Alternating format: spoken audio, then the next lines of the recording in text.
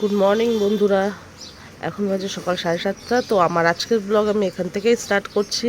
দেখো বন্ধুরা, আজকে সকাল থেকেই প্রচণ্ড বৃষ্টি হচ্ছে। কাল রাত্রি থেকে যদিও বা হচ্ছিল, কিন্তু মানে সকালেও এখনও বৃষ্টি হয়ে যাচ্ছে, থামছে না। আকাশও কালো হয়ে যাচ্ছে। আজকে মনে হয় সারাদিনই এরকম ওয়েদারই থাকবে। তো এই বৃষ্টিতে কাদের কাদের বাড়িতে খিচুড়ি হচ্ছে আমাকে প্রত্যেকেই জানিও আজকে কার কার বাড়িতে খিচুড়ি হচ্ছে। আর এই খিচুড়ির সঙ্গে যদি একটু ইলিশ মাছ ভাজা, আলু ভাজা হয় তো দিনটাই জমে যায়। আর সন্ধ্যের খাবারে যদি একটু পকোড়া হয়, আচ্ছা গরম গরম চা, দিনটাই পুরো একদম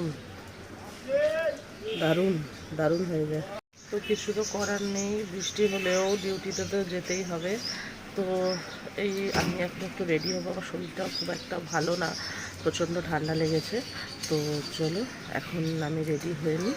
রেডি হয়ে তোমাদের সঙ্গে দেখা হচ্ছে পরে।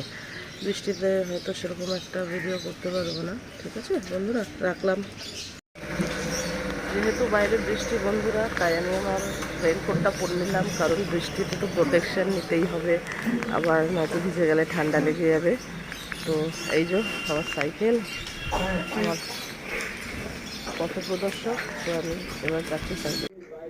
হ্যালো বন্ধুরা, তোমরা দেখতেই পাচ্ছ, আমার চোখ মুখ দেখলেই বুঝতে পারবে আমার শরীরটা খুবই খারাপ। তো আমি আজকে সারাদিন ভিডিও করতে পারি না। দেখেছো আমার মেয়েটা এত বদমাস, আমি যা বলছি সেটাইও রিপিট করছে।